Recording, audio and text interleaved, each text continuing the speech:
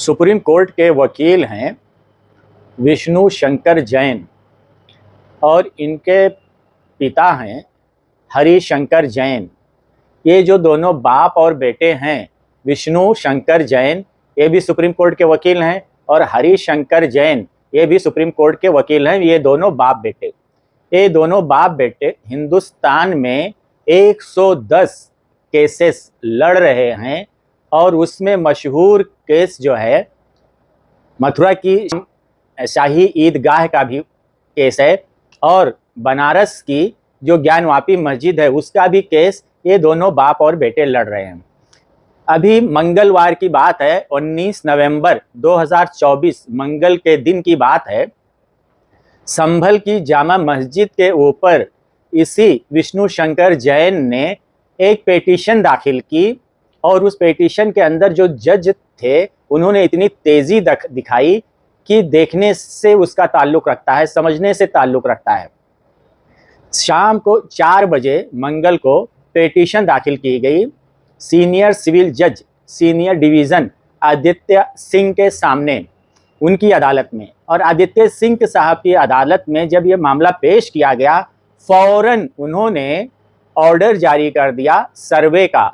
और कमाल की बात यह है कि संभल की जामे मस्जिद का सर्वे भी शाम तक मुकम्मल कर लिया गया। इतनी तेज़ी तो कहीं आज तक अदालती निज़ाम में देखी नहीं गई है कि कहीं इतनी तेज़ी दिखाई गई हो कि 4 बजे पेटिशन दाखिल की जाती है आदित्य सिंह की अदालत में, ऑर्डर हो जाता है सर्वे का, शाम तक मस्जिद का सर्वे भी कर लिया जाता है। आज हमारी अदालतों में भी बहुत से जो ज़ाफ़रानी ज़हनियत के अफराद बैठे हुए हैं उनको हिंदुस्तानी ज़हनियत के साथ अदालतों में बैठना होगा। आगे और हम आपको ये बताना चाहेंगे कि ये जो विष्णु शंकर हैं इन्होंने क्या दावा पेश किया है। इनका दावा ये है कि संभल की जो जामा मस्जिद है ये हरिहर मंदिर है, हरिहर मंदिर, और काल्की का जो 10वां अवतार आएगा वो इसी मंदिर में आए, इसी मस्जिद में आएगा। काल्की का 10वां अवतार जो आएगा वो इसी मस्जिद में आएगा। इनका ये मानना है, इनका ये अकीदा है, इसकी ये आस्था है। इसी आस्था को बुनियाद बनाकर, बेस बनाकर इन्होंने ये केस किया। और ये कहते हैं कि 1529 में बाबर ने यहाँ पे मंदिर तोड़ने की कोशिश की थी और मस्जिद बनाया था। 1529 में मंदिर तोड़ने की कोशिश की थी, हाँ, तोड़ा नहीं था, कोशिश की थी, जुज़वी तौर पर तोड़ने की कोशिश की थी और मस्जिद बनाया था। ये कैसे कैसे दलील लेके आते हैं और ज़ाफ़रानी ज़हनियत के जो जज साहिबान हैं वो भी कैसी कैसी दलीलों को मान भी लेते हैं और उसके ऊपर फैसला भी सुना देते हैं। यहाँ जो ये कहते हैं विष्णु शंकर जैन कि हमारी ये आस्था है कि काल्की का 10वां अवतार इसी जामा मस्जिद में होगा, यही जामा मस्जिद में ही आएगा।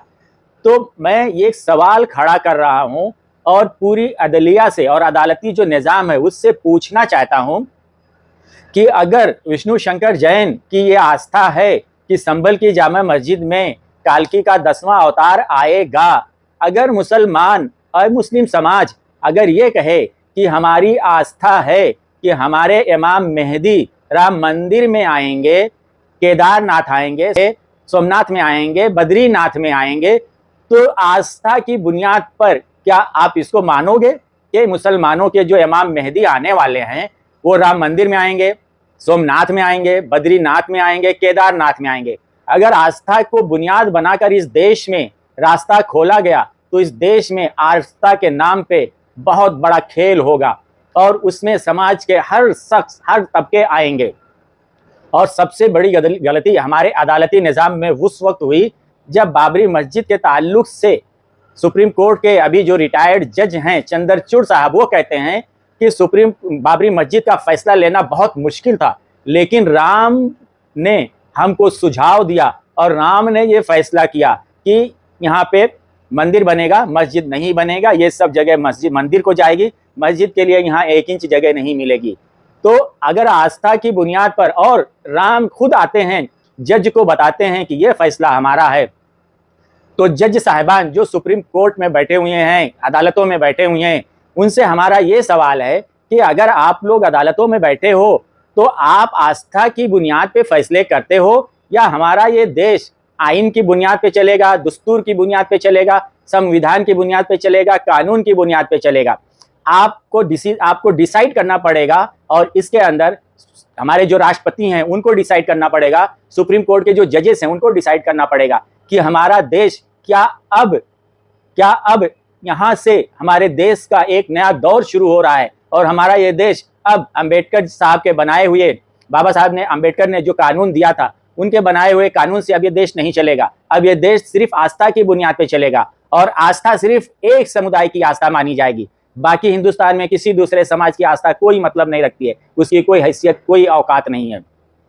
अगर हमारी अदालतों में इसी तरीके से जाफरानी ज़हनियत के लोग बैठे रहेंगे और फैसले आस्था की बुनियाद पे करते रहेंगे तो हर दिन हर वक्त हमारे इस देश के संविधान का कत्ल होगा और हर दिन हमारे देश में जमहूरियत तड़प तड़प कर मरती रहेगी। हमारे देश को अगर बचाना है, लोकतंत्र को बचाना है, जमहूरियत को बचाना है, डेमोक्रेसी को अगर बचाना है तो हमारे देश में जो कानून है, जो अंबेडकर ने दिया, गांधी ने दिया, नेहरू ने दिया, पटेल ने दिया, आज़ाद ने दिया, समाज के जो बड़े फ्रीडम फाइटर्स से सब ने दिया और इस कानून को हिंदुस्तान का हर शख्स ने तस्लीम किया, तो हमारा देश संविधान से चलेगा, आस्था से नहीं चलेगा।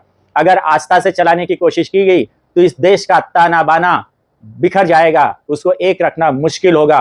और जो शरपसंद ताकतें हैं, फिरकापरस्त ताकतें हैं, वो यही चाहती हैं कि लोगों के बीच में नफरत की आग बोई जाए और सियासत के नाम पर अपनी जो है फसल उगाई जाए और सत्ता का मजा लिया जाए।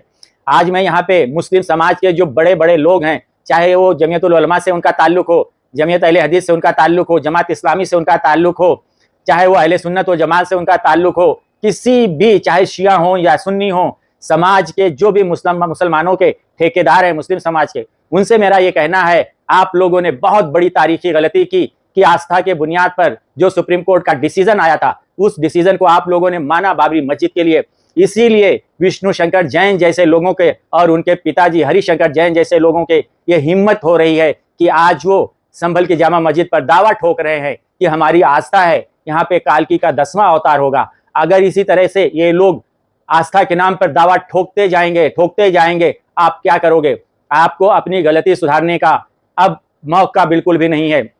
लेकिन अब भी आप लोगों को अपना विजन साफ करना है और क्लियर स्टैंड रखना है कि आस्था के नाम पे किसी भी तरह का कोई भी डिसीजन अगर आता है तो हम उसे मंजूर नहीं करेंगे, कबूल नहीं करेंगे। हमारा देश कानून से चलेगा, संविधान से चलेगा और यहाँ पे आइन का, दस्तूर का राज चलेगा। अगर दस्तूर और कानून, आइन, संविधान के बेस पे कोई भी डिसीजन आएगा तो हम उसे मानेंगे और अगर आस्था की बुनियाद पर कोई भी डिसीजन आएगा तो हम नहीं मानेंगे। मुस्लिम समाज के जो बड़े बड़े कर्ता धर्ता हैं और जो ठेकेदार हैं, जो मुस्लिम समाज के लिए बहुत तरह तरह की बातें करते हैं, बड़े बड़े लंबे चौड़े दावे करते हैं, आज वक्त आ गया है कि आप खुलकर ये बात रखिए कि हम इस देश के कानून को मानेंगे, हमारे देश का संविधान जो है हम उसको मानेंगे। आस्था के नाम पर अगर कोई चीज़ हम पर थोपने की कोशिश की गई तो हम उसको किसी भी कीमत पर बर्दाश्त नहीं करेंगे। और हिंदुस्तान की जो जमहूरियत है, लोकतंत्र है, उसकी ताकत आइन है, संविधान है, कानून है, इससे बढ़कर कुछ भी नहीं है। आपकी आस्था है, आप अपने पास रखिए, हमारी आस्था है, हम अपने पास रखेंगे, लेकिन आस्था